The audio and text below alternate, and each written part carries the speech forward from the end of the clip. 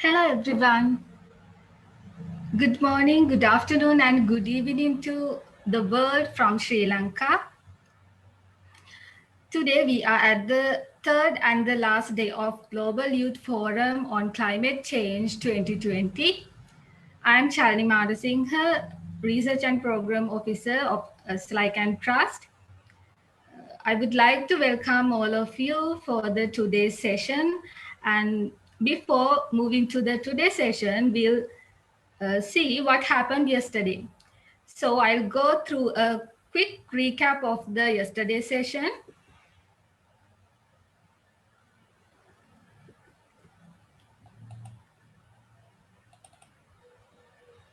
So we had amazing 3 thematic sessions yesterday on ecosystem conservation, and addressing climate change, biodiversity, oceans and coastal ecosystems, and incorporating climate and disaster risk management into actions, youth in national and global policy processes, and sustainable development. In the first session, we had 3 amazing speakers on ecosystem conservation related to biodiversity, oceans and coastal ecosystems. Ms. Vosita Vijayanayake, Executive Director, SLYCAN Trust, Mr. Lucas Edmeo, Alumni, United Nations University Institute for Environment and Human Security and University of Bonn, Dr. Tony Pradeep Kumara, General Manager, Marine Environmental Protection Authority, and the next section on disaster risk, we had speakers, Ms. Donna Lagdamio, IFRC Climate Center, and Dr. Linda Ann Stevenson, Head of Knowledge Management and Scientific Affairs from Asia Pacific Network for Global Change Research, Ms. Kerwell Bed from Loss and Damage Youth Network, and Mr. Dennis Mombo, Director, Research and Education from SLYCAN Trust. The next session was Youth in National and Global Policy Processes and Sustainable Development. Speakers were Dr. Tusita Sogutapala, Senior Consultant, SLYCAN Trust, Mr. Christoph Schurt, Director, LRI, and Ms. Sophie de Witt and Ms. Anika Tariq from Wageningen University. And we had timely and informative keynote speeches on climate resiliency and transformative building for post-COVID-19.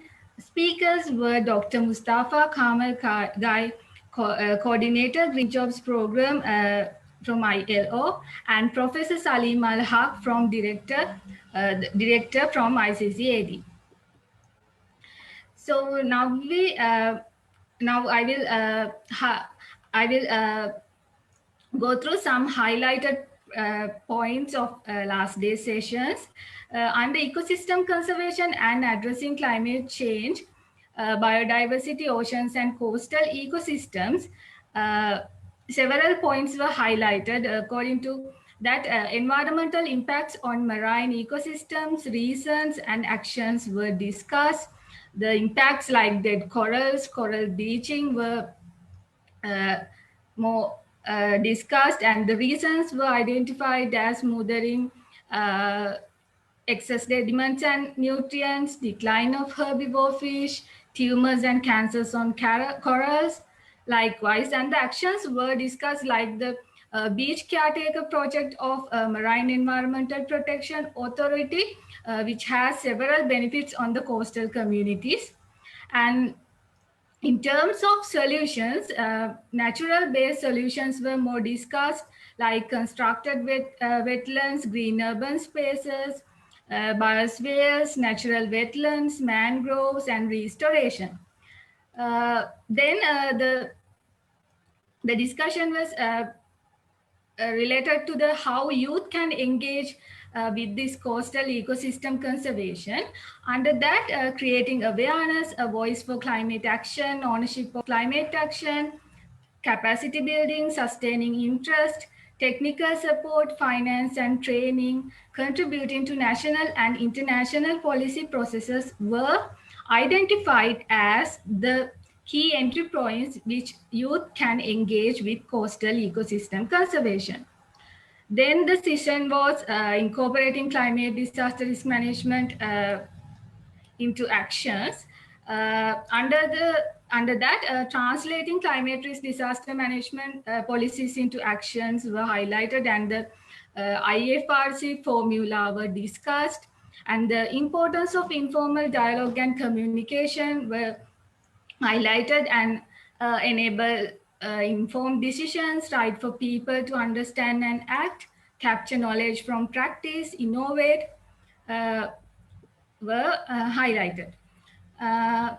And also, the conversation discussed about what is the climate risk and how we can manage the climate risk.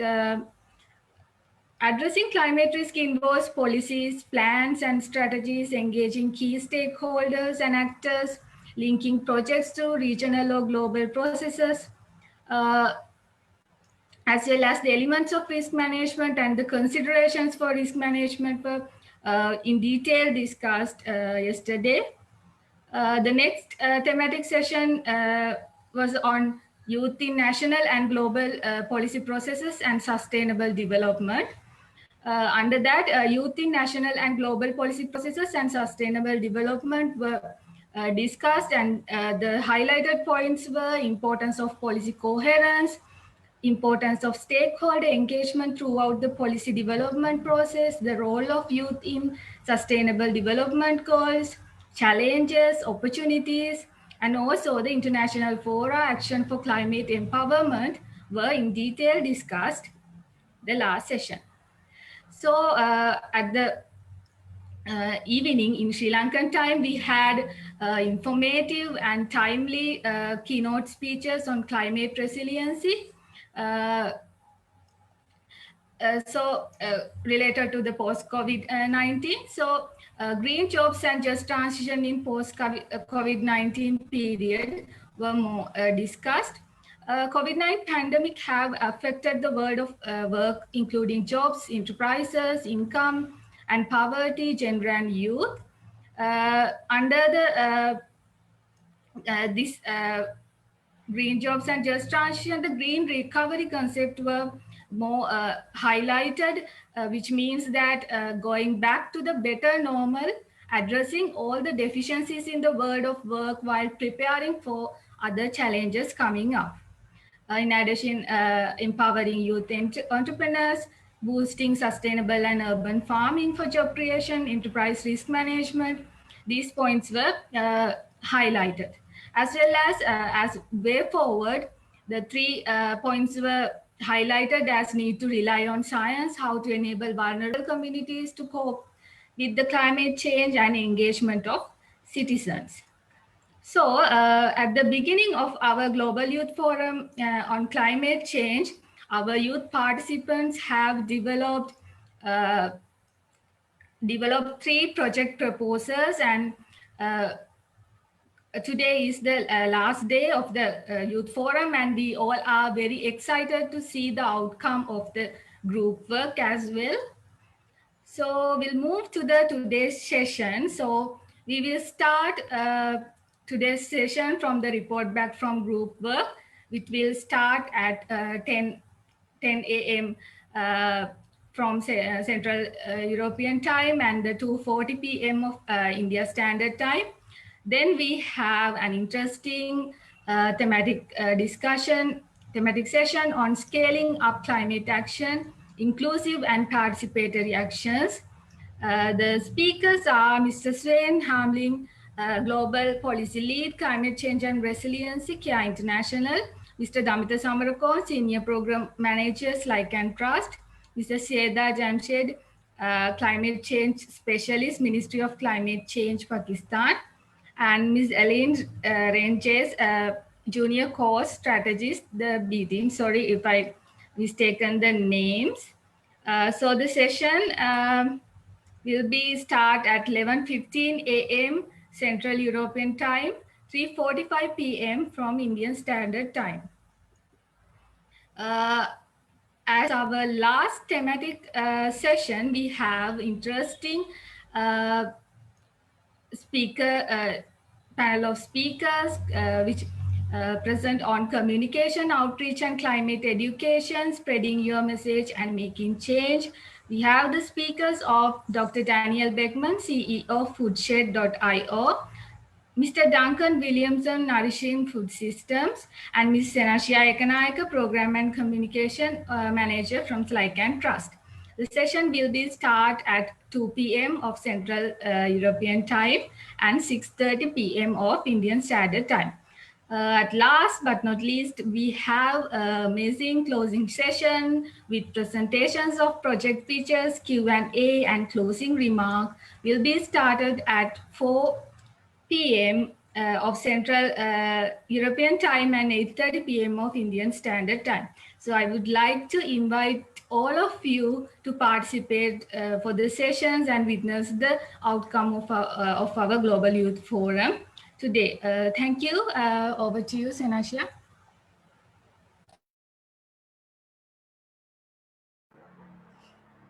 Thanks, Chalani. I'm actually now going to invite Executive Director Vasita Vijayanayake for a few remarks.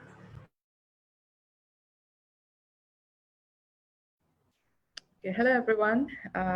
So I'm assuming some of you joined us for the morning session. Thank you to those who joined. I hope you enjoyed the first session, which was on climate migration. And now we would like to take over everyone's focus to the program that we had on developing collective projects. So there's 3 that have been developed. I think we could merge the biodiversity and ecosystems at the moment together because we did not have some of the shortlisted participants able to join us across the sessions. I see people who are from the group, so maybe we could quickly have an update, like 2-minute update from each group. You don't have to go into too much details, just to, pronounce what is there, what are the key things that you focused on for those who didn't join yesterday, who couldn't join yesterday. And then we'll go into a conversation on how we could potentially carry this forward, and then also how you would see yourself working with mentors that we would be introducing to you when we carry forward these projects. So anyone who could talk from the group that was working on posts, ecosystems, posts, biodiversity. I think this was taken as one. Who might be interested in going first? So I think Yes, we are from the Oceans and Coastal Ecosystems, and our group members, Justly is present. Would you like to present, or shall I go on? Once I'll share my screen.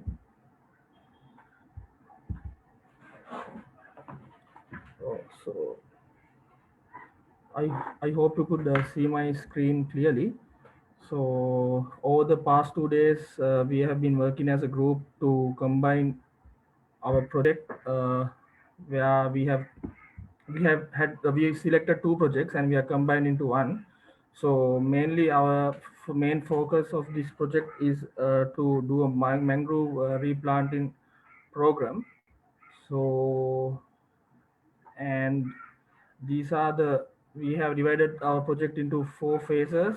The first phase, which we are planning to conduct an awareness programs and work with the locals in the area.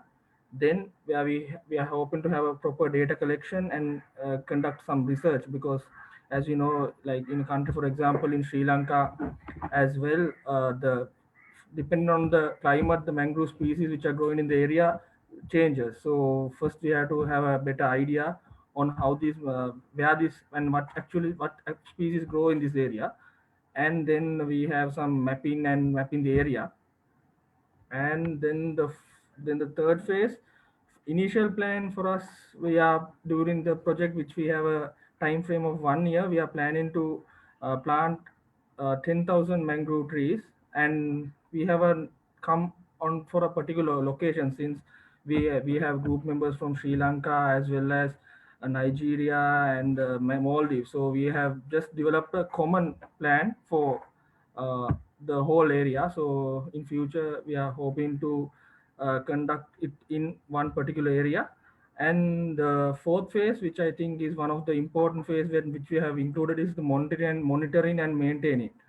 So many projects, what happen is the planting goes smoothly. After that, the monitoring process does not happen accordingly. So if a project doesn't have this thing allocated correctly, it will be very hard. So we have focused a lot, and during our next sessions, we are hoping to talk more about our project with our presentations. And some key challenges which we have identified is the language barriers in communicating taking this message, the importance of the mangroves and protecting them, the importance of it. And also there is some issues in funding and also finding land spaces.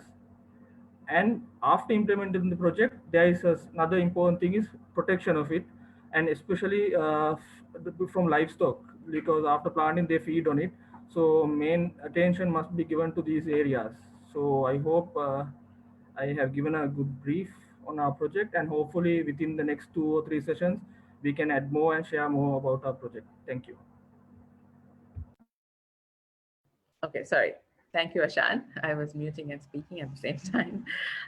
Okay, so anyone else who would like to add to this? Ashan, if you could continue having the screen sharing for a few more minutes, so we could have the post-its or like the virtual post-its. There you go. So would anyone from the group like to add any comments, additional input?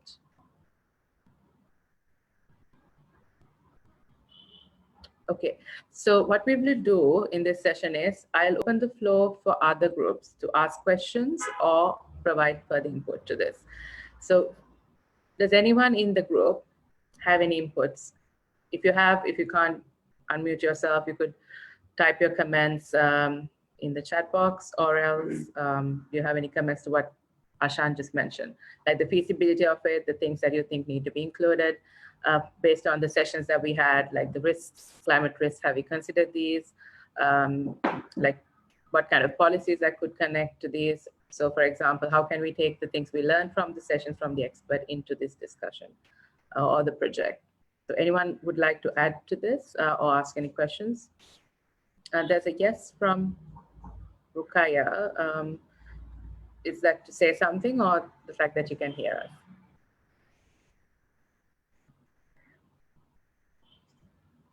Okay.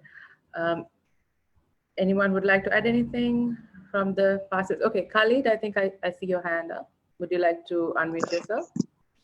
Yeah, hello, salams, hi. I would like to, as part of this, the 3 initiatives on there, also, like I mentioned this before, but maybe we can get together collaboratively to see how we have similar issues in different parts. It's Asia, Africa theme. I'm from Africa, South Africa, and some of the issues discussed previously and today have been relevant across countries. So how could we really take these topics that we've highlighted here and keep that, like, you know, that momentum and generate something practical out of it? I want to just put that out there in the universe, something for us to do to catch up on. Yeah, thank you. Okay, thank you, Khalid. So that leads to some of the things I wanted to add. So the idea is that we would like to see collective projects that go forward from this initiative or the youth forum that we are holding now. So we would like to summarize these proposals at the end, or like have the draft you have, and put it out for comments to all youth that's out there, your friends maybe, people who are working in the Yungo mailing list, and get more comments and see who might be able to do these activities or some activities in their countries. And the end result we would like to see is collective projects that can be one project that's across or duplicating what one country does in another country. So it will all come together based on what people volunteer to do or what they think is feasible to do out of the projects that come out. And we also have a lineup of mentors who volunteer to help. So some of these projects, like for example, in Maldives, we have certain mentors who would like to help the participants to implement these projects and provide technical assistance. So there are other countries similarly, and then there's a team from SLYCAN Trust would work with you as mentors or people who contribute to the implementation of these projects. So there's like a larger spectrum of things that's lined up to continue and see similarities and things that we can work together across the regions. So that we'll be discussing in the last session. To stay tuned, and we can have a broader conversation on this. But please do add comments, those others who would like to comment on this as well, so we can take this forward into the last session where we have more people joining, mentors joining, and saying what they possibly see as something concrete that could come out from your projects as well. So thank you, Khalid. Unless you want to say something to what I just responded, if you want to respond to me, you could. If not, I would ask someone else to intervene or raise their hands. Thank you.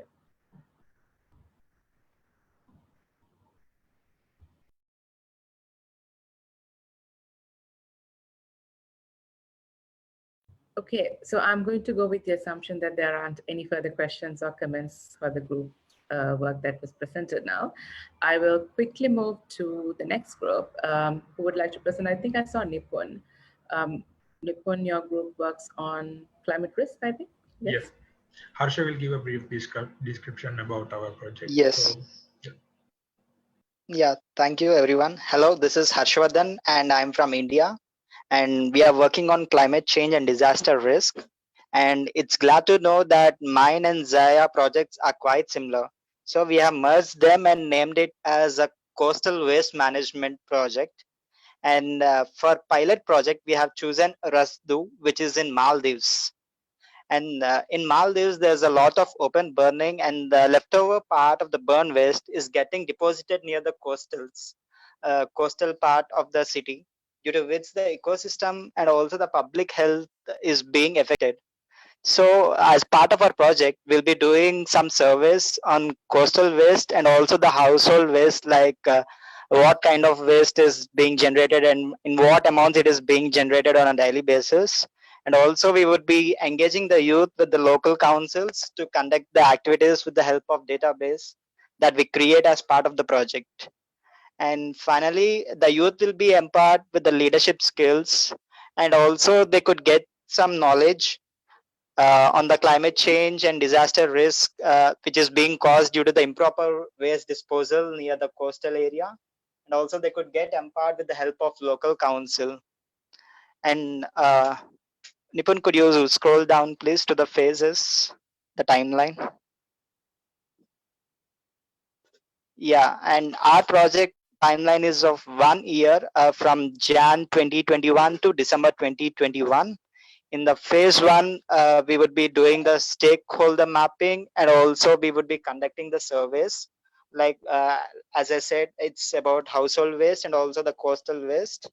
And in phase 2, we would be creating the database, and we would be doing some information sessions, and also we would be teaching about waste segregation to the people of Maldives.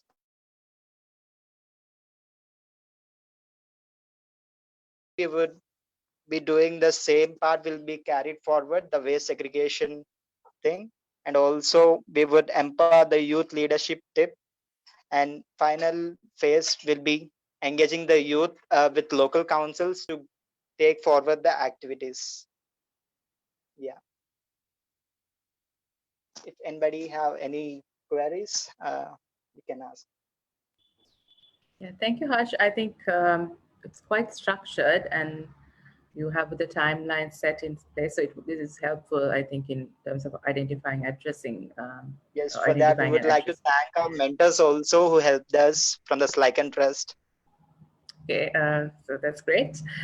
Just a quick question that came up. I think there was a question that was about whether the implementation is only for South Asia. The projects are not only limited to South Asia, so we are looking at implementing these projects across the globe where we can work. So where we have mentors who could be in Africa, we would reach out to them. And then we'll also have direct support from our end for technical support where it's possible and needed. So it's not restricted to South Asia. We're looking at a global collective action engaging youth. Now moving on to this project. So does anyone have anything else to add to what Harsh said? Thank you very much for the presentation, Harsh. Let me see whether any hands are up. Would anyone like to raise their hands and say something?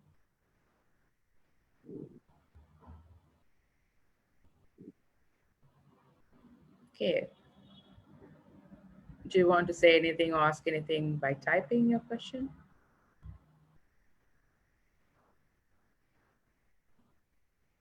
No?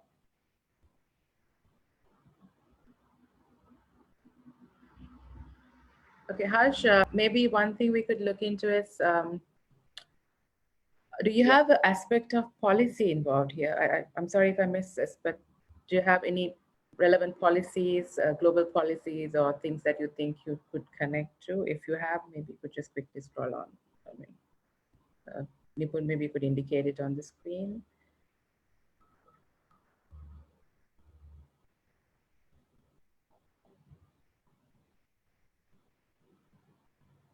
Oh. Yes, we had the policy component to the main proposal, yes. Yeah, so how does this feature? Because in the mirror, we don't see that. So if you could have the mirror back, just quickly to see this.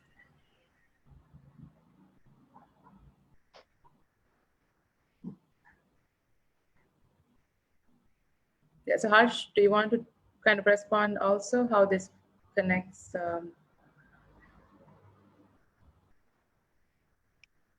Sorry, could you pardon? Yeah, the question was whether there's a policy aspect to your project. I mean, the activity is clear. How do you connect to any climate change or development policies in countries so that you have a common aspect of policy as well across the regions? Yeah.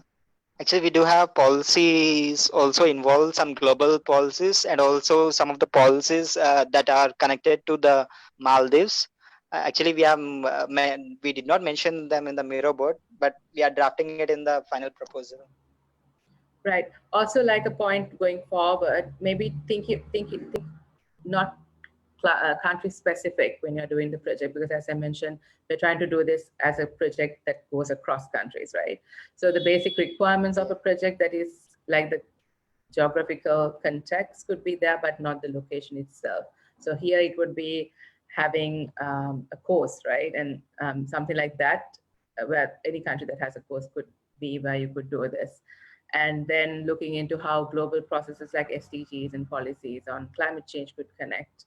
And then the specific action. So making it generic would make more people connect and engage with their project rather than just saying Maldives. Because like I mentioned earlier when we had the introduction, the short listed proposals, the concept is what we are carrying forward, but we are looking at making it a more scaled up project which can be done in many countries. So keeping it very generic and sticking to what needs to happen, how this will be policy relevant, how this will be climate risk assessing and connected, all these aspects being general and lined up correctly would help you to get more engagement from people out there once you pitch this in the last session, I think. Yeah, thank you. Thank you for the insights. Okay. And I got a private question asking whether those who are from Africa, whether they could have the mentors connected to them. Yes, we'll definitely do that. So what we're going to do is, after the youth forum is completed, we would be having a call for additional mentors. And then from there on, we'll share with you potential mentors. Okay, so if there aren't any questions, let's move on to the next group. Who is going to present? Yes, I'll be presenting. Then after.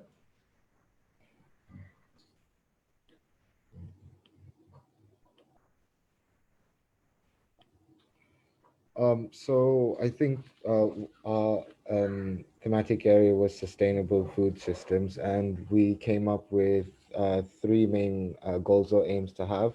So the first one is to increase farmer awareness on sustainable food production practices. The second one is to involve actors such as the private sector and local governments in youth-led sustainable food production and consumption activities. And the third one is to increase involvement and opportunities for youth and other consumers in sustainable food production and consumption practices. And for our key outcomes and outputs, we want to create or promote an app which reduces food waste. We would also like to involve companies, local authorities, major supermarkets, and individuals in promoting urban permaculture, and to create a localized and region-wise sustainable food model, or like a book. And we would also like to create and collect an online community for urban permaculture, which involves youth.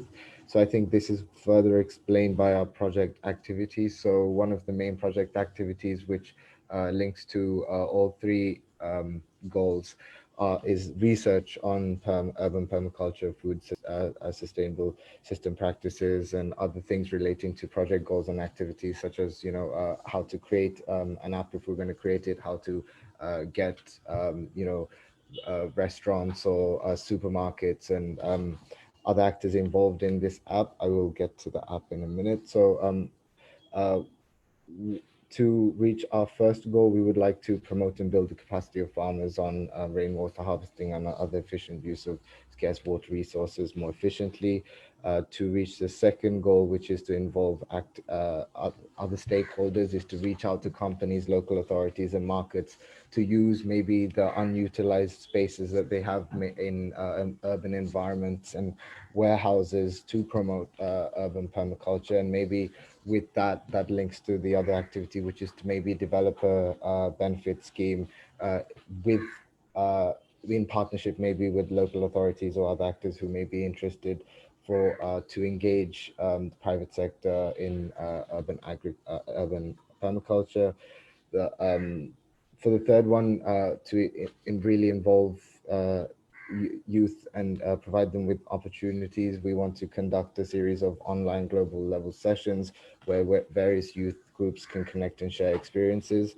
And thirdly, we also want to create a social media platform to promote and sustain the engagement of youth and other individuals in urban permaculture or home permaculture practices, because we realize that even though if we can get people engaged into it, we also have to sustain it. So by creating maybe an online community or using the existing online communities, they can share top tips and, you know, keep a regular update of how their gardens and are doing, just to you know, keep it sustainable. And we also want to promote, to help farmers, we also want to promote local major supermarkets to have maybe a local produce section in their stores, to, you know, increase, well, provide income for farmers and to promote local production of food. We also wanted to promote and expand the local farmer market concept, which Chalini mentioned. I think she would have more details on that.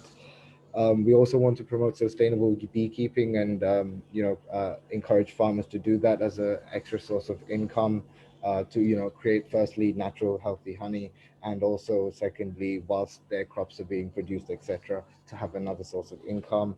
We also want to promote the utilization of resources or vertical gardens or unused walls and spaces. And I think finally, we also want to develop a waste reduction app where we link restaurants, hotels, supermarkets with individual consumers, where, you know, anything that they have, say for example, in their breakfast menu, which hasn't been sold, to be sold at a fraction of the price to consumers directly via the app. And this can also, I think, we should also have a section on composting and promoting restaurants to compost, and also maybe sell that compost to consumers who might be interested. And to, I guess, keep the cost low, we would also be targeting existing distribution channels, so that consumers will be able to get that at an even lower price.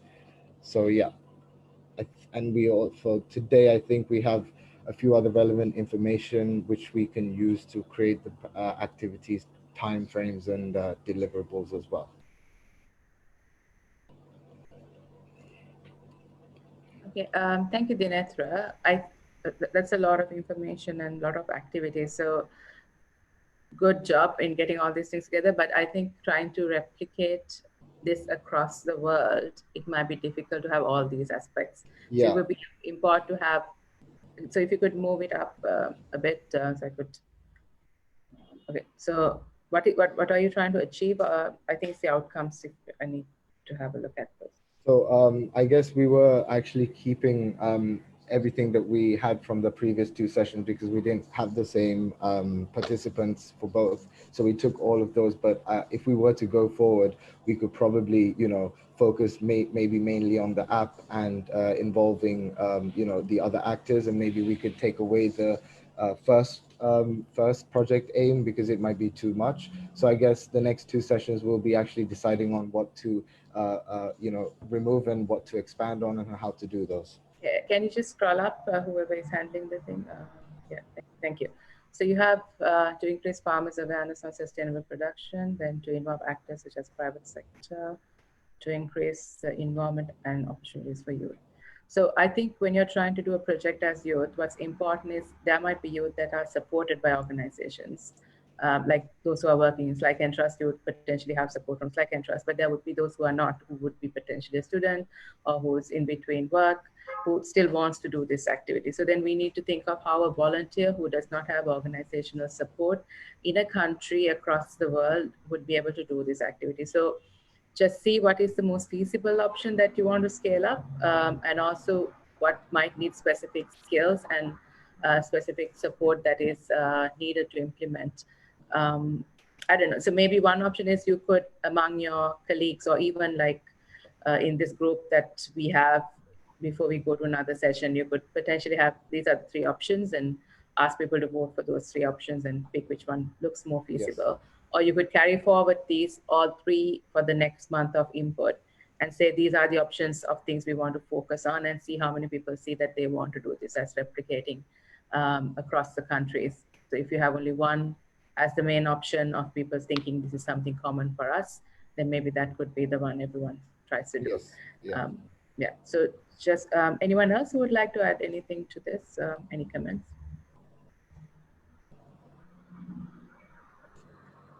You could raise your hand, or you could quickly add via chat, or you could unmute yourself and speak. Because I don't see anyone raising their hands now.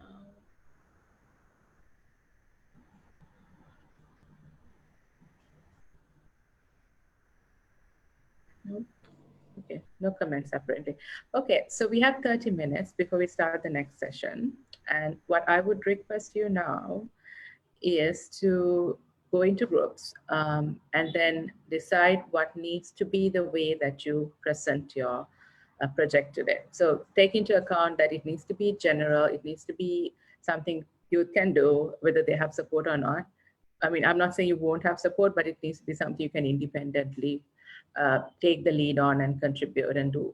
And then also, what would be the best way to present this in the last session that would, take the message out in a manner that would make people want to engage with this. So is that okay with everyone? Would you like to go back to the groups and maybe structure these things?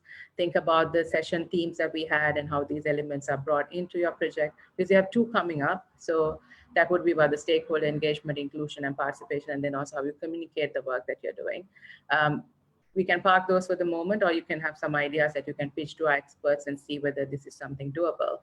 So what I would request is if you can have questions with the experts in the next sessions, if you have specific things you want to do with these projects, you can have them jotted down and ask from them as well. So this could be taken in back to your group work and amend your project ideas. So how do we do this? How many people are there for the first group? Quickly type who's joining the coastal ones, if you could type your names. Or you say yes or one in the chat box. Sorry, just a quick one. I'm Yeah, going sorry. through our list. So we have about 4. Sorry, for posts, we have about 4. Yeah, we have 4 currently. Right. And then do we have people for risk and climate risk and disaster? Yes, we have about 4 for each. And this is based on the list that we had yesterday. Right. So what we can do is, I think the key people are there continuously, so that's great. They can carry forward the conversation. And we can take this to the final one. So someone could present, also decide who's going to present in the final presentation as well in the final session. So, okay, so I will let Senasha open the groups for you now.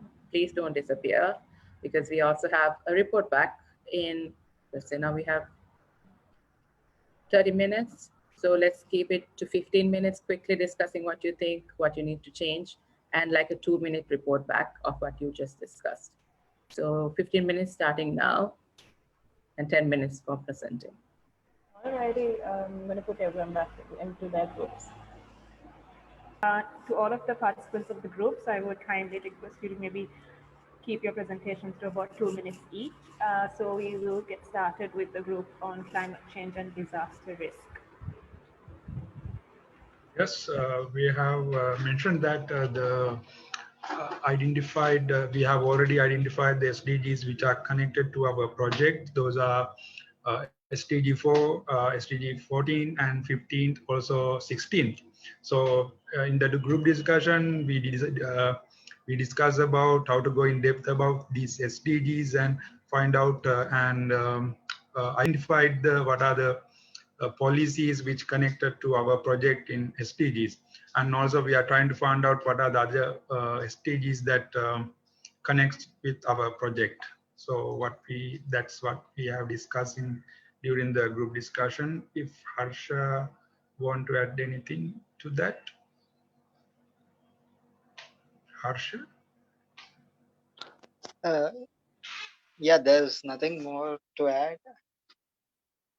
I think we could add this SDG number 16 also to that, building strong institutions to our project. And number 6, clean water and sanitation, which is linked to this coastal thing also. Yeah, that's it. Yes. Right, thank you, Nipun, and I'm very sorry if you hear ridiculous noise. Something just turned on a machine right outside my house. So can we move on to the second group on sustainable food systems? Hi, yes. I think, let me just quickly share my screen. From the previous report back that we had, so we focused the project goals a bit more. So we're currently trying to merge the second and third points that we had.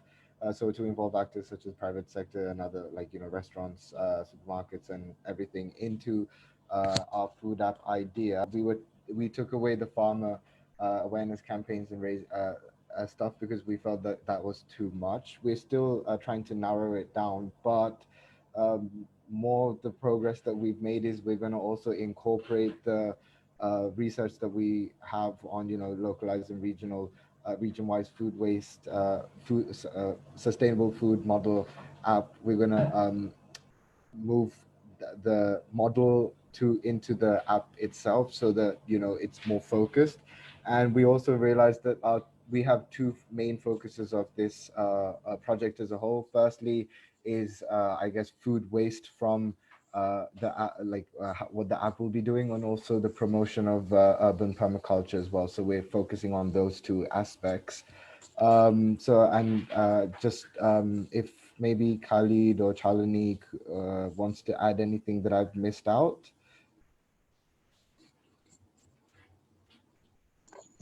No, it's all good, but just the climate change is our main drawing point. So food disruption under the climate change, like attraction, the magnet of climate change. Yeah. Yeah, I think that's from our end, Sunny. Thank you. Can we move on to the group on coastal ecosystems? Yes, Sunny. So what we did was we have spoken about our presentations, which will be happening in short period of time. So we discussed, since we haven't still named our project, we discussed on a name so that it will be very easier to pitch if you have a good eye-catching name. And also what we did was we checked the SDG goals which are related to our topic. There are 6 which are no poverty, zero hunger, decent work and economic growth, climate action, life below water, and life on land. And we had to go through our challenges again and the phases we have been discussed on bringing in the research and data collection part of the phase one. Earlier when we presented, it was in phase two, and that's it from our end. If our other colleagues, Timali, Tilini, and Jasli, if you have had anything, it's now your time.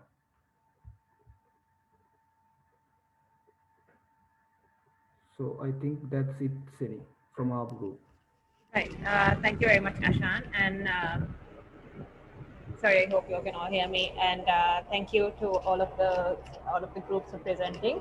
So just to let everyone know, welcome back. This is one of our penultimate sessions on scaling up climate action, inclusive and participatory actions. We have three panelists with us. We have Mr. Sven Hamelin, the Global Policy Lead, Climate Change and Resilience Care International. We have Ms. Helen Reinches, I hope I pronounced that correctly, Junior Call Strategist Lead for B Team, and Ms. Damil Samarapon, who is a Senior Program Manager here at SLYCAN Trust. We were also to have Ms. Saida Jamshed from the Climate Change, who's a Climate Change Specialist at the Ministry of Climate Change in Pakistan, but unfortunately, due to an urgent meeting, she couldn't make it. So just to let you know, a slight change with the agenda. So without further ado, and also maybe we'll have a Q&A session after the presenters have made their presentations. So kindly drop any questions that you would have into the chat, or you can join us from Facebook into the comments, and we'll take it forward. So we could probably start with the first presentation. Eileen, maybe. Yeah, hi, thank you so much for inviting me. I'll just quickly introduce myself. I'm Helen Reinches, and you said my name well. I'm a junior cause strategist at the B Team based in London, and I'm working mainly on climate change advocacy, and I'll be talking about mainly about the business perspective. So I'm just going to share my screen. Can you see my slides? Yes, I can see. So I'll give a short introduction to the B Team first. So it was co-founded 7 years ago by Richard Branson, who was at the time who is the founder of Virgin, and Jochen Zeitz, who was at the time CEO of Puma and now of Harley Davidson. And it's a global collective of 30 business and civil society leaders who are working to create new norms of corporate leadership around three main principles, which are sustainability, equality, and accountability. So they're striving to make a positive change through changing the way we do business. And we do not just focus on climate, we also do work on human rights, governance, tax, corruption, gender equality, but climate is one of the key focus areas, and also very much interlinked to all of the other causes, and it is a passion of the B Team leaders. So first I'll talk a bit about how the private sector is engaging in this.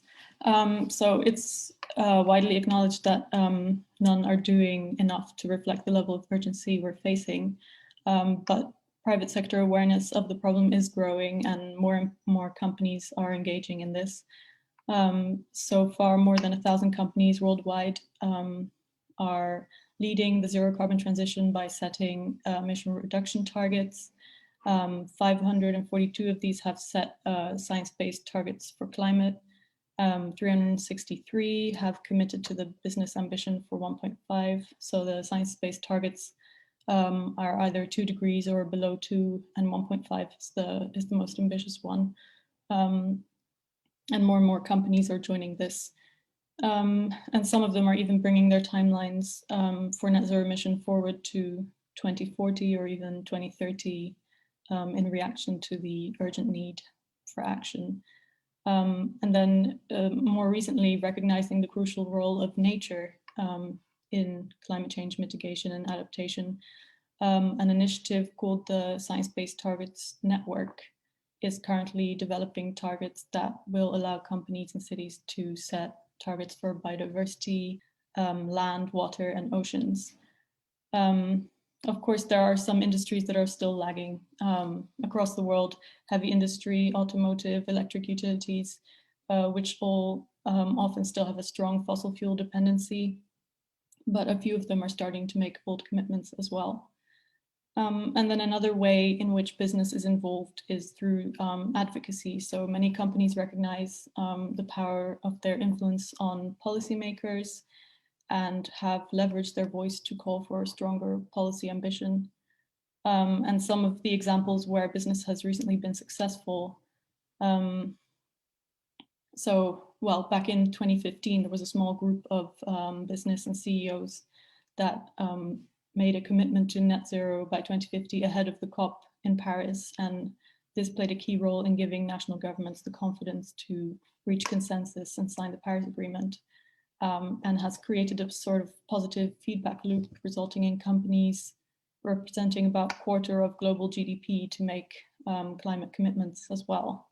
More recently, earlier this year, over 200 CEOs of companies with presence in the EU wrote a letter to the EU heads of state to support a minimum 55% emission reduction target for 2030.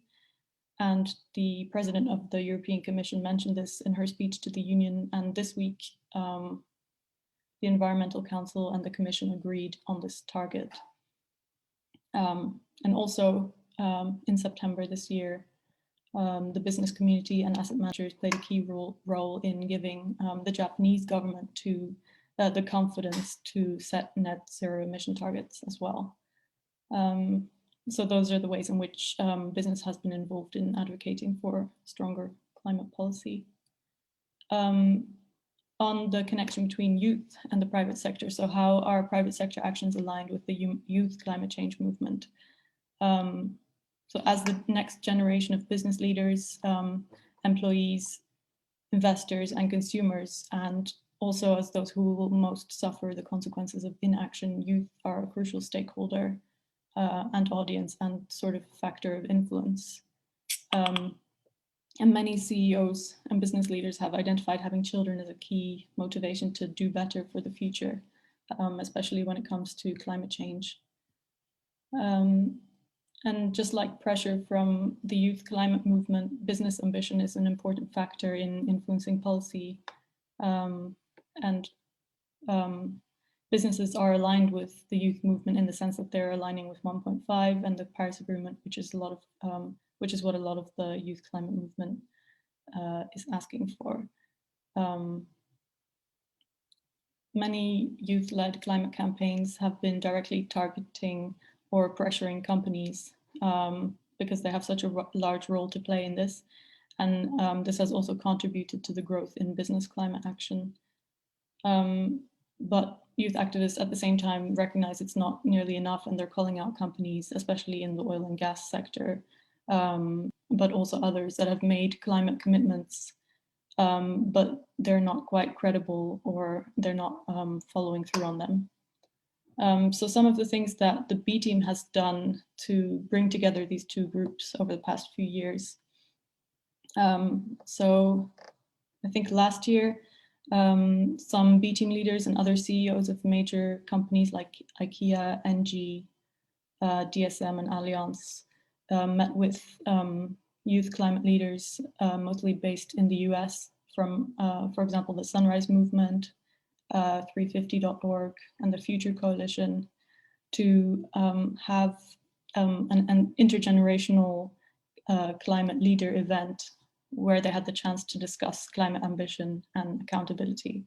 And another thing that we were involved in were some of the climate marches. So last year, some of the B team leaders took part in the Fridays for Future marches during Climate Week, and in 2017 in the People's Climate March in Washington, which was on Trump's 100th day in office. And that was when Richard Branson and Sharon Burrow, which you can see in the photo, took part.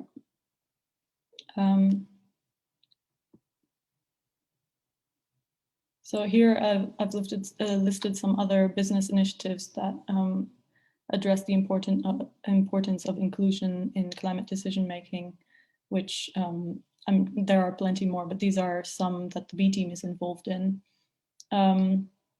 So on just transition, there's a lot of research coming out now and over the past few years that says tackling climate change will create jobs, but also the loss of jobs in dying industries and the effect on people is often an argument used against ambitious climate and renewable energy policy, which is why we need to have a just transition and ensure decent jobs in the renewable energy sector, and also ensure a social dialogue with workers and unions, and that people are retrained and reskilled so that no workers are left behind by the transition to a net zero economy. Another topic where inclusion is relevant is nature-based solutions, which more and more companies and governments are seeing as a key strategy to contribute to emission reductions. So the Together for Nature principles, which have been signed by a large number of business organizations and businesses themselves, were created to require that any decision-making on nature-based solutions for climate change involves key stakeholders and those that are most affected, like Indigenous peoples, and in general, engaging with Indigenous communities to learn from them while respecting their worldview and ensuring the sustainability of their way of life should remain central to the global response to climate change. And another aspect of this is changing who to change how in leadership. So while the majority of those impacted by climate change are women and girls of color, they're often almost absent in the political structures that make decisions about what actions to take. And recent research from Bloomberg, which studied nearly 12,000 companies globally, found that having more than 30% women on the board makes a key difference to climate governance and innovation inside a company.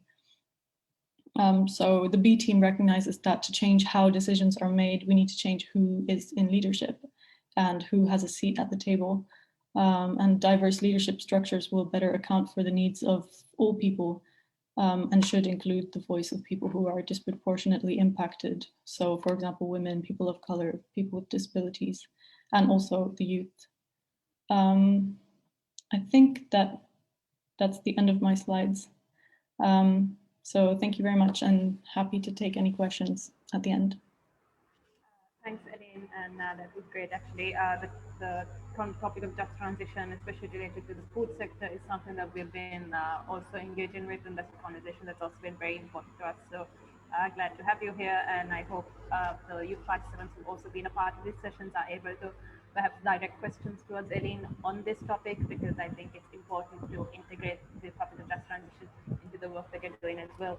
So moving on to our second presentation from Sven Hameling from CARE Climate, and also just a quick question, if you have any questions, sorry, just a quick statement, if you have any questions, kindly drop them in the chat, and we will take it forward. And just to let everyone know that Sven has to leave in about half an hour's time. So if you have any questions particularly to Sven, we could take it up after his presentation, just before that. So thank you, and we will get back to you after the presentation. Thanks, Helen. Yeah, thank you very much. First to SLYCAN Trust for the invitation, and it's a great initiative to have this youth conference on climate change. And yeah, apologies that I have to leave a bit earlier. That's just last day before office closure and many things in parallel.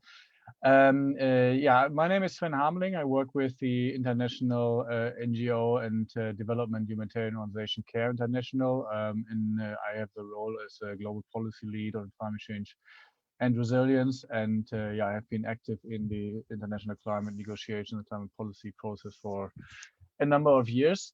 Let me start off with a few words about CARE in general. I don't know how much you know about it, but before I then go a bit more into the substantives of the session and what I would like to present. CARE today is operating in around 90 countries, most of them developing countries, in particular like LDCs and countries in humanitarian crisis. And our work is basically relating both to, let's say, direct response in crisis settings. It is both climate-related crises, whether it's devastations from storms, hurricanes, cyclones, or, for example, consequences of droughts in various countries, but also other types of humanitarian crises. I mean, we have active operations and, for example, refugee support work in Syria and other such countries. But we are also working as an organization in longer term development issues, of course, and that's, I mean, both areas are where climate change comes in over time. And I mean, we've been active in the climate space, including with concrete programming on disaster risk reduction, on community-based adaptation for, well, more than a decade, definitely. But of course, we're seeing that the impacts of climate change are unfolding and are basically threatening many of the development gains that have been achieved here and there, are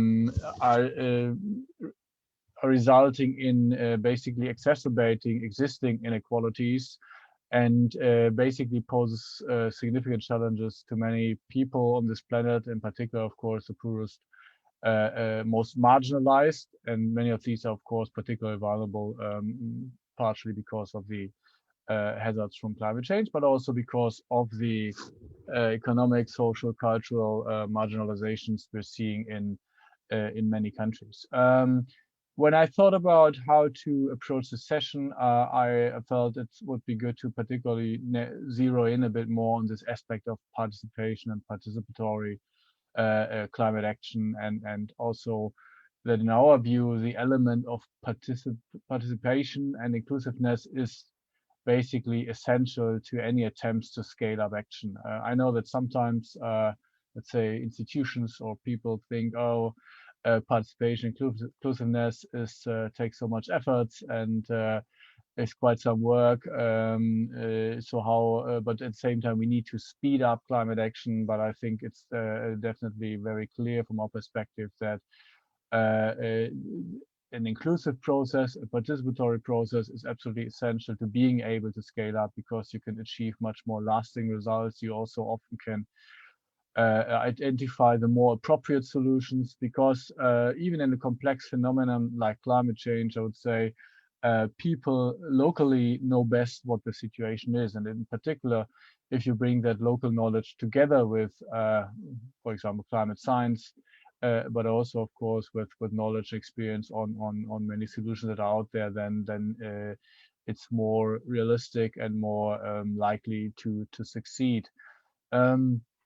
Given our strong focus on working with very poor communities, of course, resilience building and adaptation in the climate change context is of particular attention and particular interest to our work, and in particular in the programming we're involved in. I mean, I'm coming here a bit from a policy perspective, and my role is mainly policy engagement, but that's basically a relatively small share of CARE's work, and most of it is really implementation on the ground with many local partners, many local associations, cooperatives in food security concerns, for example. And of course, also trying to do our role in sharing our experience in elaborating local solutions with the local partners and the communities. And just wanted to highlight this, that we are not a policy organization in the first place, but basically a implementation organization. I would like to draw a little bit the line from the big policy agreements that we have. The Paris Agreement, of course, in particular, the SDGs, also the Sendai framework on disaster risk reduction, I think is a particularly important one in the context of responding to, as well as preparing for the crisis we're seeing, and which we likely see to unfold even further in the next years. Some of the work we've been involved in when the Paris Agreement was designed was basically trying to bring into the agreement at least some, let's say, legal hooks to strengthen the inclusiveness and participatory, let's say, character, not only of such an agreement, but also of the actions that follow from that. Along with many other organizations, we've been also very much engaged in ensuring some references to human rights and inclusiveness in the preamble of the Paris Agreement, but also in particular in Article 7.5, which is in the adaptation section. And I would like to mention this because this was basically, I think, is one of the strongest legal references that, in particular in the area of adaptation, countries and governments basically have committed to participatory approaches, involving local communities, involving indigenous and traditional knowledge. I don't know how much you all have worked with Article 7.5, but we still feel it's a very important one, and we are also contributing our share to making it basically being implemented in reality, pushing in some of the climate funds, for example, Adaptation Fund, and more recently the Green Climate Fund, but also towards donors to give particular attention to those principles. And this really comes, or this commitment to that advocacy comes from our experience from on the ground. And over the last 1 to 2 decades, when we were also among those, I would say, pioneering community-based adaptation solutions, testing out, of course, learning and failing to some extent, but where we really realized, even for something which can be regarded as scientifically complex, like adaptation, where you need to involve meteorological data, data projections on how climate change might change, or how the climate might change in the next years, it's always essential to really start from the situation on the ground. And we've also developed some tools based on that understanding and based on that experience. And I only would like to mention 1 or 2 of those to give you a bit of an insight on what this means in the concrete work on the ground. One of those is the so-called CVCA, which stands for Climate Vulnerability and Capacity Assessments. And there's also guidance you can find developed by CARE and in partnership with others. But the idea of that is basically that you have to start at a community level, for example, and work out with the community and even have them lead this work on understanding, okay, if you look at your community, what is your experience basically, and what are some of the risks you look at for your, let's say, for your farming activities, for your housing, for your schooling activities, water collection, and so on. And where do you see those risks? And then you start basically mapping through a variety of tools, through certain types of group consultations, those communities mapping where they see the risks in their particular area. Also, what kind of changes they have already noted. And I remember, for example, that I once went to Peru with our colleagues in CARE Peru in the Andes Mountains and worked with communities around that, and really you could realize how people already see the changes in the glacial melting, for example, and this then has changes on the water runoff to the communities further down the river, but also changes in the patterns of rainfall, which has immediate effects on how people can do agriculture locally. And some of the solutions they identified is basically also looking back to their history, and by, for example, reintroducing old and kind of traditional systems of or crops. That was particularly the case in potatoes, but these potatoes they reintroduced basically were much less water consuming and were more fit to what they're seeing now and what they will likely see in the future when some of the water availability will be reduced. And this was only possible because you were sitting down with those communities and really understand their context and help them understand what climate change means against their specific situation. And it wouldn't have been possible by just, let's say, drawing up a national adaptation plan and then taking it back to the community and ask them to implement this. And I think for the purpose of the discussion here, for scaling up action, it's really important that as much as possible, we all contribute to having the communities having the means to have these assessments, to learn what does climate change mean for them, and what are the capacities they have to address those, whether it's knowledge, whether it's resources, but of course also where are the gaps in those capacities and where those can be helped, whether it's through, let's say, climate finance in a more, like international sense and through specific projects, but also whether it's to sometimes just doing things differently. There's of course also a role for local and provincial governments to be part of the discussion. And I think one thing which also really learned is that bringing together different stakeholders is absolutely essential. I mean, of course, we can have conversations with the communities and help them build capacity, and we can do it with governments on different levels.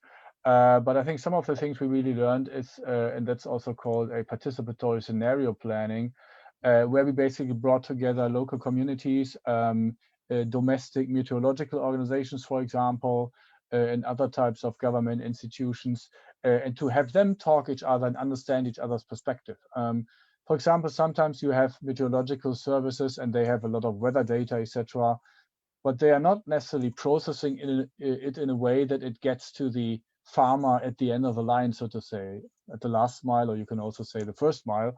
While these weather data can be extremely important for farmers to manage the risks, to time as much as possible and as good as possible their harvest, for example.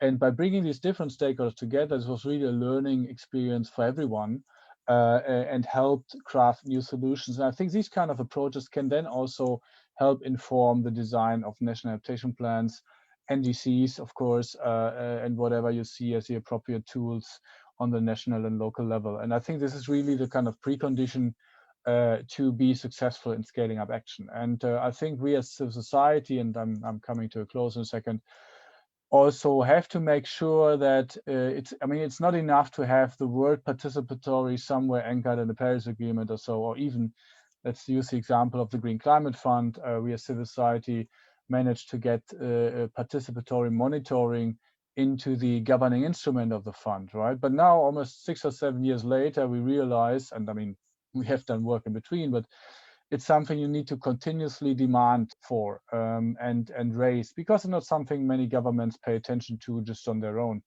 And so stepwise, I think there's a lot of improvements in processes around that, how to build participatory elements into something like the Green Climate Fund and other institutions. But it's really, it needs a lot of collective work, and by that work and then also practicing it, I think we also can gain additional arguments and evidence on the importance of this. Finally, one of our particular focus areas here is around women's empowerment and gender equality, because of course we see that in many countries women are relatively still marginalized despite their important roles, whether it's about taking care of the families, whether it's about the small-scale farming and healthcare and many other activities where they play an absolutely essential role. But in the decision-making, there's definitely a big imbalance, and you can even see this in the UNFCCC level, for example, that there's absolute underrepresentation. And we've learned in our experience for many years that you can change so much to the better if you have appropriate engagement and leadership from women in particular in those areas. And that is not necessarily about women against men, but it's also about joint learning and jointly understanding different roles. And often this requires, capacity building, facilitation. But that is maybe my final message here, that I think without gender justice, we will not be able to achieve climate justice. And this is something which we all collectively need to advance and promote across the board. So let me conclude here and also look forward to questions. Thank you. Thanks everyone. Just to quickly remind you that Sven is on a tight schedule. So if anyone has questions, kindly, for Sven particularly, I think Helen might be with us until the end of the session. But if you have questions for Sven, kindly drop it in the chat. While we have one question, but I also want to quickly share one of our key outputs. So as most know, today is International Migrants Day, and earlier, I suppose that's not my screen. International Migrants Day, and earlier we had a session on this. I hope you could see my screen. That is not the agenda.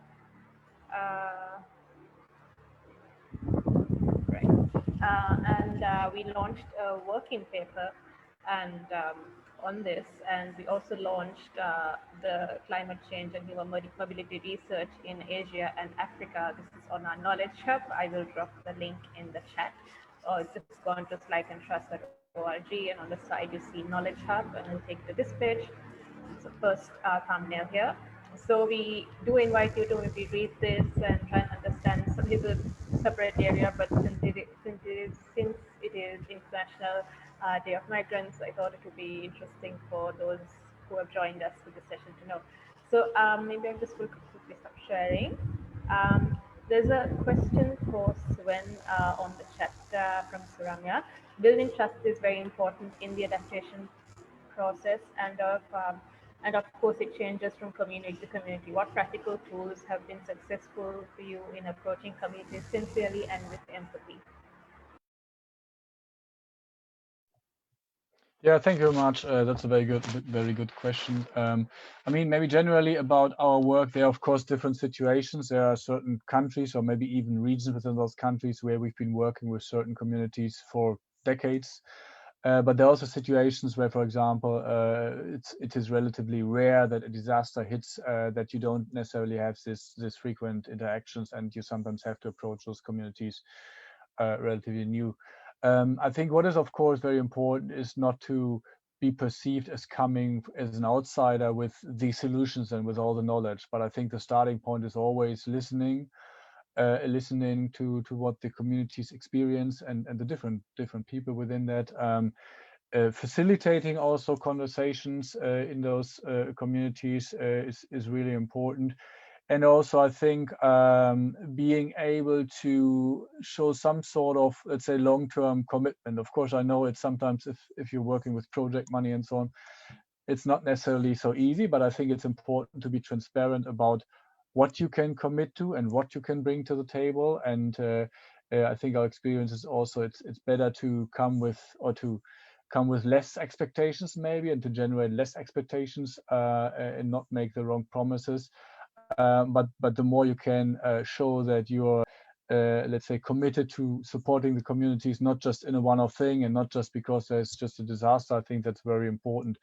Maybe second point as a quick answer is we've also really been doing it now for many years, trying to invest in setting up or helping functioning community structures. For example, one of our tools is the so-called Village Saving and Loan Associations, which is basically savings groups within a community, and we often support in particular women-led groups where these can come together and save money basically over time, and thereby build up a solidarity mechanism at the level that each community, each member is involved can afford, but according to very clear rules.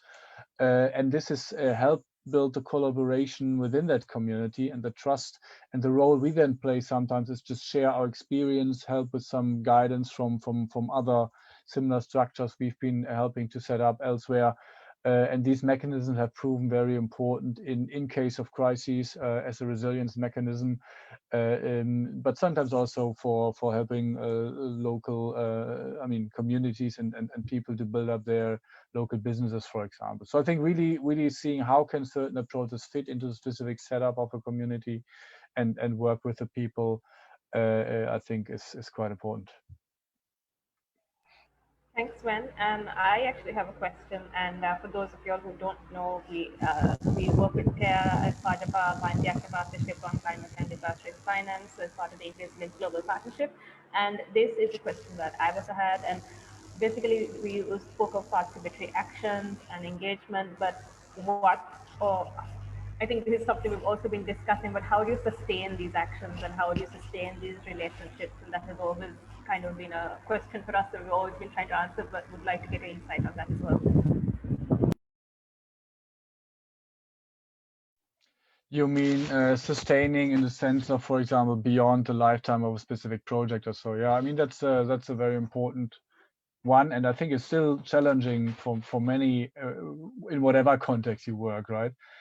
I think one thing we've learned, and which we're also trying to practice in our work, is ensuring that the communities we work with also bring something to the table and bring their own commitments. And sometimes it can be in kind work, sometimes it can be certain people in the community taking up certain responsibilities, for example. And as much as possible from the beginning, try to think through what structures can we end up with at the end of the project, where at least while the investments of a project, for example, have maybe speeded up some of the work of the community more than they would have been able to without that resources. But from early on, think what are the structures at the end of this project that can still be maintained. And for example, these VSLAs, these village saving and loan associations I mentioned, they usually function in a way that if we can support this through a project, then it's more like, you know, the kickoff over a certain phase and the capacity building and helping develop rules and so on. But then it's the communities taking this forward as much as possible. If there are possibilities of developing income generating opportunities, that can of course also help, because in the end, people need to have income to feed their families, to pay school fees and all of this. And of course, when we talk about climate adaptation, it's also important to see how such measures can be combined with the more technical aspects of adaptation, so to say. Yeah, but I think as much as possible, think it through from the beginning, what could be at the end of the project, and help build this up over time. Maybe as just another question coming in, I directly respond to that as well. Yeah, I think so. What strategies do we pursue that participation is not just a tick off, but actually effective? I mean, it relates to some of it what I've already said. Finding ways with the community to see what kind of commitments and structures they can build and maintain themselves, and then of course also always trying to identify local partners which are for various reasons embedded locally, whether it's an, let's say, agricultural cooperative which already exists and which farmers engage, whether it's certain health clusters or I think also if I look back over the history of our organization today, even much more than in the past, much of the implementation of the local programs is happening with local partners, and much less in the case it is care staff going out there and doing everything, right? And there are also commitments, for example, in the humanitarian space to better localize aid, and so we are investing into that as well. Maybe I'll leave it with that for the moment. Thanks. I'm wondering if Elaine and I know that we haven't come to presentation yet, but if both or either of you all would want to comment on some of the questions that has been asked as of now.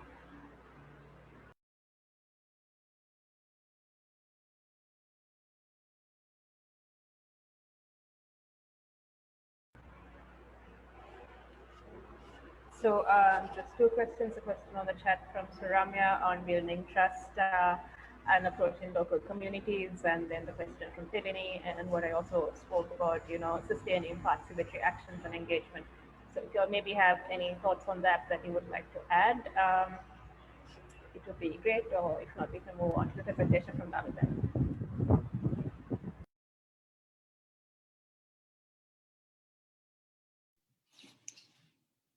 Were you asking me? Sorry, I think some of the audio dropped out at the beginning. Oh, right. Sorry. So what I said was if you, Damita, I know we didn't come to Damita's presentation yet, but if either of you all would like to add to what Sven has already said, or if there's any sort of use cases from your end that you could give us that to supplement the question, that would be great. I can have a go at answering the first question. So on the transition, how the transition would affect the price of products and services, I think it very much depends on the type of product or service. But I think if it's a very energy intensive product, I think in the past there has been concerns in rising energy prices and renewable energy being more expensive, but renewable energy is now increasingly getting cheaper. So the embedded cost of that in products and services shouldn't have such a large effect. But it obviously, it depends on products you're talking about. But I think also the impact on some products from inaction. Like if we don't take enough action on climate change, the scarcity of certain resources and due to extreme weather events or droughts will probably have a worse impact on prices of products than if we manage to mitigate some of that. And then on the second point about how we can engage the private sector while there's an economic and health crisis going on, I think we were quite concerned at the beginning that business focus would shift from, from taking ambitious action on climate to more immediate priorities. But we have, there's quite a lot of research that shows that business that is that performs well on ESG and these kind of factors actually have been more resilient to the impacts of the health and economic crisis. And there's also been a lot of support for smaller businesses, small, medium-sized enterprises that have probably been disproportionately affected by the ongoing crises. But a lot of initiatives are now supporting smaller and medium-sized enterprises to get involved in climate action as well. Yeah, so I think on the whole, also because the crises are very interconnected, the ambition shown from the private sector has not really diminished in the face of the current crises.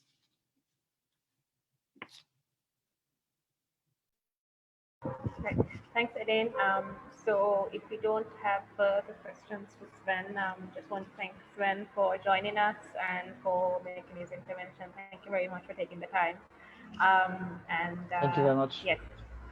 And Sven's also dropped his the link for CARE's website on the chat if anyone wants to have a look at some of the work that CARE's been doing. So thank you once again, Sven, and we will resume with the presentation. So Damita will speak now. And after that, if you have any questions for either Helen or Damita, please drop them in the chat and we will take it forward after this presentation. Thank you.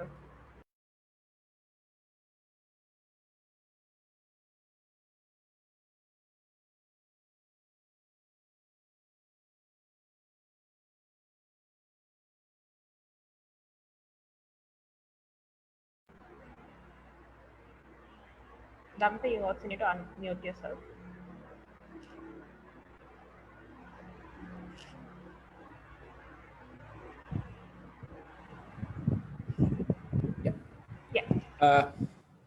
Yeah, thank you everyone and wish you a good day since we have people joining from all over the world. Yeah, it's great to be a part of the Youth Forum for the fifth day. Yeah, so talking about inclusive and participatory approach in climate action, I would like to talk a bit about from the perspective of SLYCAN Trust as a think tank, how do we approach these two aspects in our climate action. And I would focus more on youth, although we do work with multiple stakeholders in all of our activities. We are working with multiple stakeholders of different categories is a key principle, and being inclusive and being participatory is one of the core values of SLYCAN when we are working. Being an organization which has its roots on being youth-based, later on developing into a think tank, youth is in the core of our activities. But like, what does it mean to be inclusive and participatory when it comes to climate action is what I would like to share with you. There are several aspects of engaging, basically including being inclusive and being participatory. Number one is creating awareness.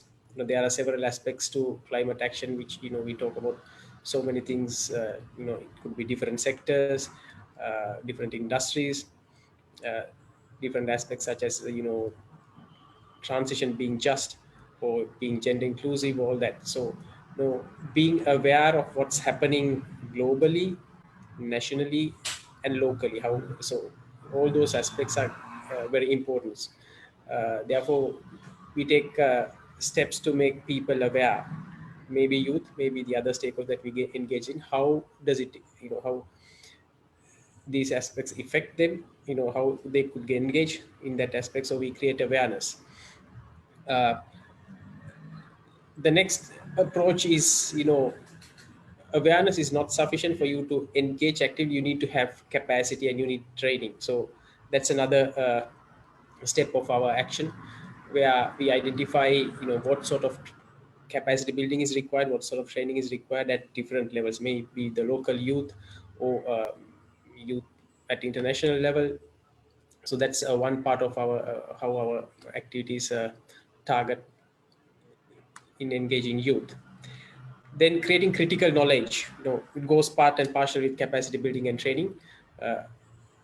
Being aware is not sufficient. You need to have knowledge on how to act on it. Right. So you could see some photos of our ground level action, creating knowledge on how youth could engage, how youth can engage others into the process. All that is a part of our activities.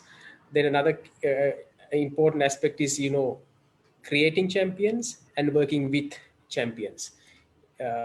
This may not necessarily have to be a step-by-step approach. Sometimes even before creating awareness, we need to identify champions. So youth feel okay, we can engage, because sometimes a totally disconnected group will never join the process without knowing that they have someone to follow or there's an idol to look up to. So like that, what I'm saying here, these certain activities are interlinked as a network, not just a linear process. Some of the pictures that you see here are already engaged in the Global Youth Forum. So we do both. We engage with champions. Same time, we aspire to create champions through our process.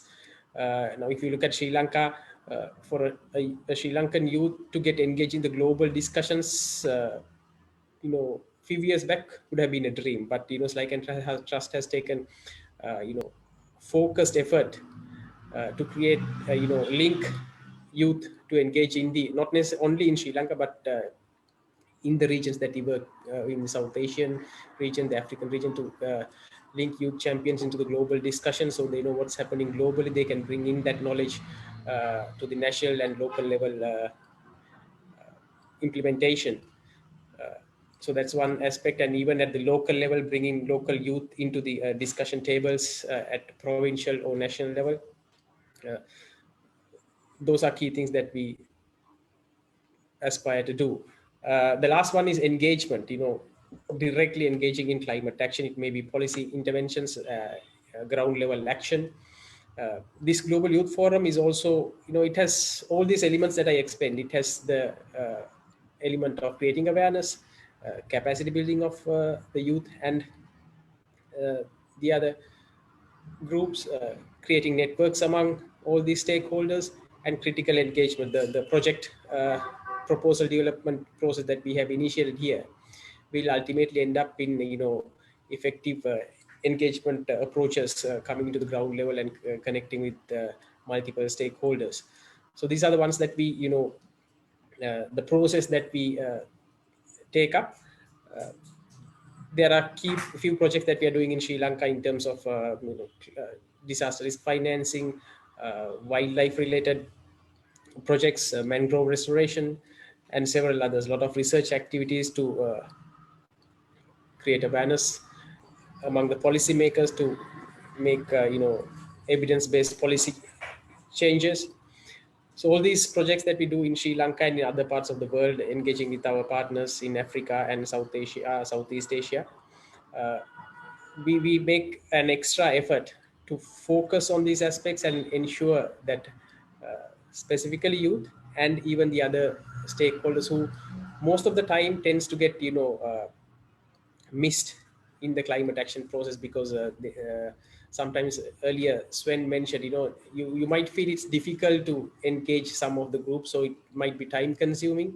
Therefore, we want to move fast and tend to miss these people out. But one example is in this specific global youth forum as well. The first 2 days was a local forum where we made an extra effort to conduct these activities in local language. And at the beginning, it was very difficult to find resource people. This may be the case even in Africa and some parts of South Asia. You don't find enough resource people to take this message across to the local level in our local languages. So you need to make extra effort to ensure that we create awareness across the cross section, not only sometimes in the international languages that we speak more commonly of, and all the resources are available in those, but not necessarily in a local context. So time is ticking, but yet we have to make extra effort and ensure that everyone is engaged in the process. Otherwise, just moving fast will not take us where we want to go. Yep. So I will leave at that. We have some photos to ensure, to show you what we are doing at the ground level and how we engage.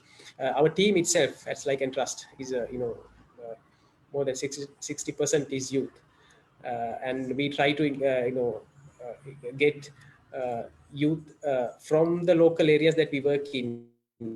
Sometimes it's very difficult, but with that difficulty, we make an extra effort to, do that.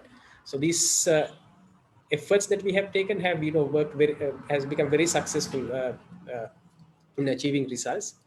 Another thing that I want to highlight is, especially when engaging with the private sector, sometimes within the private sector itself. Well, one of the good examples that I can bring in is, the financing companies. What the people of these companies at those areas facing might not necessarily get properly communicated to their head officers. So there are communication gaps in those areas, and we as a think tank have been able to bridge those gaps and even support within the private sector itself how to engage in in processes like this, especially engaging youth in the actions. I will stop at that, and yeah, we'll be happy to answer any questions. Thanks, Lamita. And sorry, just to let everyone know, the 60% that Lamita said doesn't include Lamita or myself, but the others on the call. So, so maybe just until everyone sends in their questions, I actually have 2 questions, for one for Lamita and one for Helen. So, Helen, the first question, I think you did mention that you all continuously work with youth, and it's important to engage them in the private sector, but on the other side, and you did mention that you all engage in dialogue, but if you're going to look at it, because this is a youth forum, and we also want these proposals that our groups are doing to make sure that they try and bring in all of the elements of these discussions into their proposal as well. So what can, if we're going to walk in the shoes of youth, so what can they do to ensure that they have a seat at the table? What do you all look for in these organizations that you all engage in? And maybe, I hope that made sense.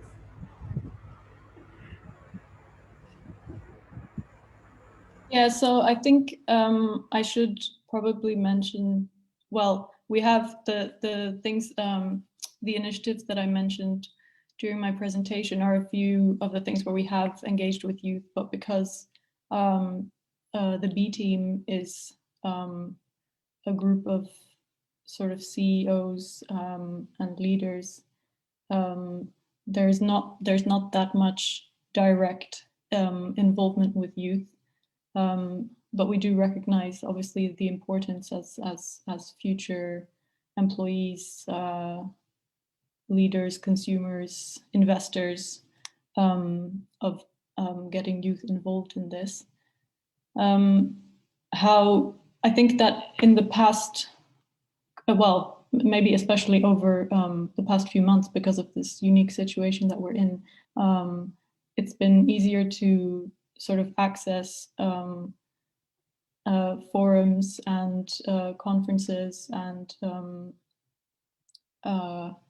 meetings that usually would take place behind closed doors because everything is now, or a lot of things are now being done online, and it's easier to sort of access these high-level CEOs or leaders and ask questions or be involved in discussions.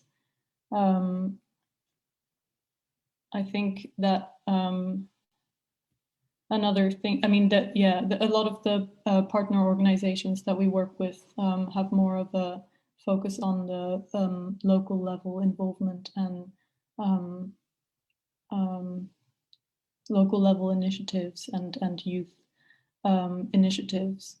But I do think that this this is a very important sort of aspect of the work that we do, and we are planning on, or we're currently working on a podcast series to make sort of the stories more accessible to people who engage with that kind of content and social media, and putting out videos and stuff to get our message more sort of widely spread. But it is it hasn't typically been a key focus audience for the work that we do. I hope that answers your question. I think it did. Thanks, Helen. And I think Khalid's also asked, I'm not sure, is your podcast up already, or is this something you're currently working on? This is something we're working on, so yeah, it's not something I can share now, but I know that. So maybe you could drop your website onto the chat, and Khalid, you could probably have a look at it in a few months' time once it might be ready. Okay. I do have a question for Damit that's on the chat, and I'm going to tie it with another question that I have. So Ramya has asked on what are the greatest challenges that you have to face when working with basic ground level work you do with youth. And I'm actually going to tie that up with another question, Damita, related to what you said about not having enough resource people in local language and to engage with us. And while that is an important question that we have now, and as a CSO and as CSOs have built capacity with different stakeholders, what can we do and what capacities? Of course, there is a definite barrier to entry with language and technical knowledge, but where is that entry point for CSOs to build capacity? And like the projects that have been implemented, how can these projects kind of act as somewhat of a foundation to make sure that this problem isn't there, say, 10 years from now? A very hypothetical question, but yes, you can maybe tie that up with Ramya's question too. Like what the greatest barriers or difficulties that face is the climate change that we are talking of.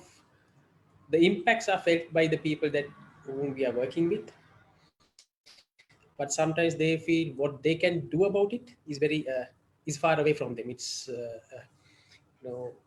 it's not their fault, sort of. So creating this link, but you can do something about it, and acting as the change agents, getting that across to them is a tough task, because it always seems that like the culprits are elsewhere, and we have to adjust. Sometimes certain solutions that we bring in seems to be already within them.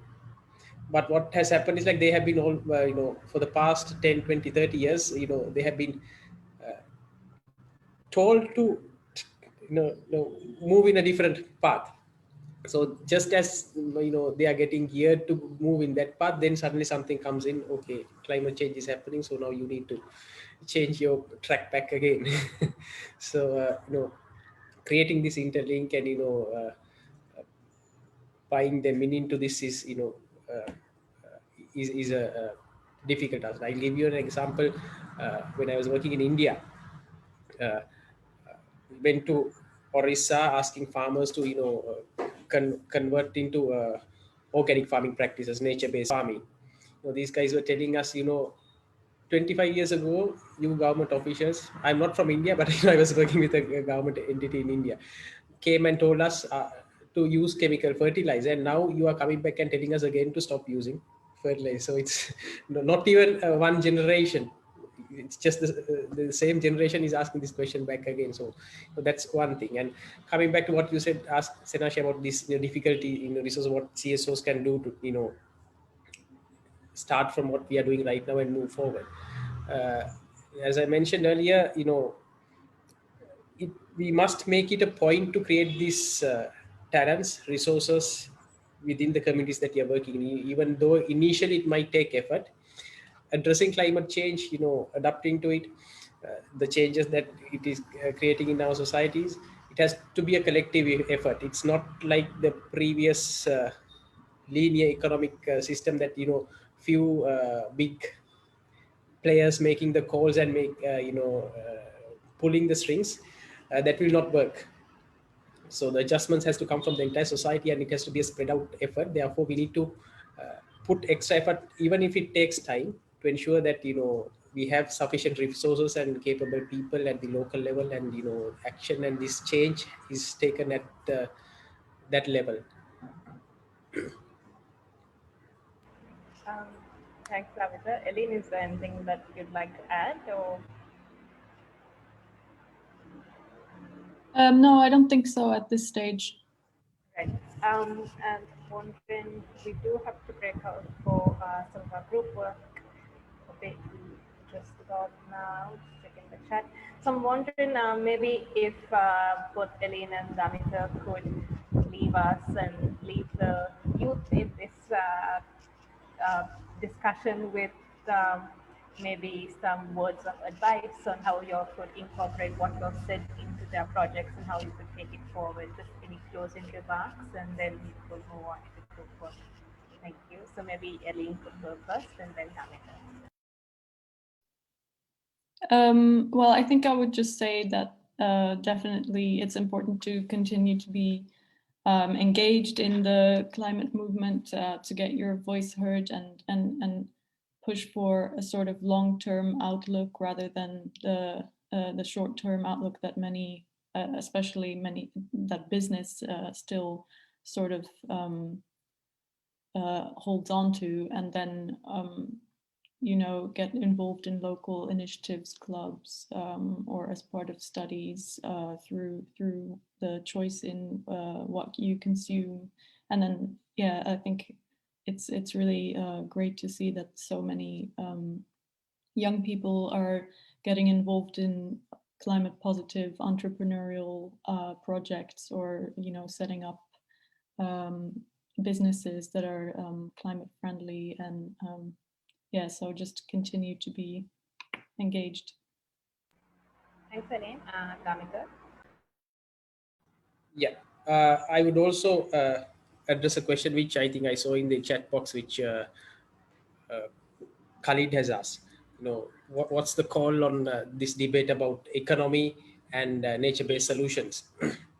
I think so I leave my message to the youth participants here. Start from today itself. You have very good connections and resource people that you found out throughout this global youth forum. Especially, Helen has started the initiative with connecting with the CEOs of these large private sector companies. So the youth who are gathered here, you can make it a point to make this connection. And if the voice comes from the ground level that the nature-based solutions work, and that is what we want, economics will automatically fall into place, because economics is actually what we do in books. Whether something is expensive or not expensive is all in our minds, and then we put the numbers into it. So if this message is spread out and the decision makers know about it, it won't be that difficult to bring up that nature-based solutions are not expensive. Thanks, Damita, and thanks, Helen.